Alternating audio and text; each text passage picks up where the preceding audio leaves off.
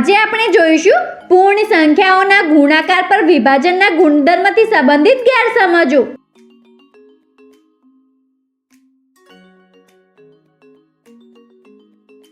ગેરસમજ 1। 2 ગુણ્યા 188 માટે સાચો વિકલ્પ કયો છે?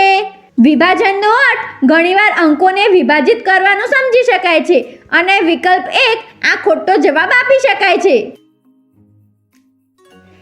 આવી રીતે સંખ્યાઓનો સરવાળો કરવાની જગ્યાએ ગુણાકાર કરવામાં આવે છે અને આવી રીતે વિકલ્પ 2 આ ખોટો જવાબ આપી શકાય છે। સાચી સમજથી વિકલ્પ 3 જવાબ આપી શકાય છે। ઘણીવાર કૌંસના ઉપયોગને નકામો સમજીને તેને અવગણવામાં આવે છે અને આપેલી ક્રિયાઓને વિકલ્પ 4 ની જેમ દર્શાવવામાં આવે છે। આ પણ ખોટો જવાબ છે। ગેરસમજ 2। 12 ગુણ્યા 5 વત્તા 7નું વિભાજન કેવી રીતે કરી શકાય છે? વિભાજનના ગુણધર્મનો ઉપયોગ કરતી વખતે કૌંસની બહારની સંખ્યાઓથી કૌંસની અંદર લખેલી સંખ્યાઓનો ગુણાકાર એટલે કે મલ્ટિપ્લિકેશન કરવાનું હોય છે। આ સમજથી વિકલ્પ 2 આ સાચો જવાબ આપી શકાય છે।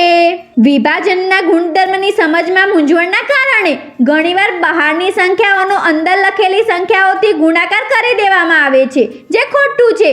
આવી રીતે સરવાળા પર ગુણાકારનું વિભાજન કરતી વખતે કૌંસની અંદરની સંખ્યાઓ વચ્ચે સરવાળાની નિશાની દર્શાવાય છે અને ગુણાકારની નિશાની કૌંસની બહાર દર્શાવવામાં આવે છે।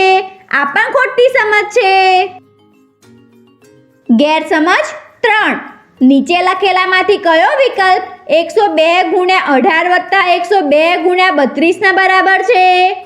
102 ગુણ્યા 18 વત્તા 102 ગુણ્યા 32 માંથી 102 સામાન્ય એટલે કે કોમન લેતી વખતે પહેલા કૌંસનો 102 ની સાથે બીજા કૌંસના 102 ને ઉમેરવામાં આવે છે। આ ભૂલના કારણે વિકલ્પ 1 ખોટો જવાબ મળે છે। સાચી સમજ છે સામાન્ય સંખ્યાઓને કૌંસની બહાર લખવામાં આવે છે અને જે સંખ્યાઓ સાથે તેનો ગુણાકાર થાય છે તેને કૌંસની અંદર ઉમેરવામાં આવે છે। આ સમજથી વિકલ્પ 2 સાચો જવાબ છે। વિભાજનના ગુણધર્મના સંદર્ભમાં મહત્વપૂર્ણ વાતો। ઘણીવાર વિભાજનના ગુણધર્મની સાચી સમજ નથી હોતી અથવા ઘણીવાર તેને ફક્ત એક સૂત્રના રૂપે યાદ રાખવામાં આવે છે। આના કારણે તેનો ઉપયોગ ગુણાકારને સરળ બનાવવા માટે નથી કરવામાં આવતો। વ્યવહારિક જીવનમાં એવી ઘણી પરિસ્થિતિઓ આવે છે જ્યાં આપણે વિભાજનના ગુણધર્મના ઉપયોગથી ગુણાકાર લખ્યા વગર મનમાં જ કરી શકીએ છીએ, એટલે આ મહત્વપૂર્ણ ગુણધર્મ છે। આવી રીતે આજે આપણે જોઈ પૂર્ણ સંખ્યાઓના ગુણાકારના વિભાજનના ગુણધર્મથી સંબંધિત ગેરસમજો।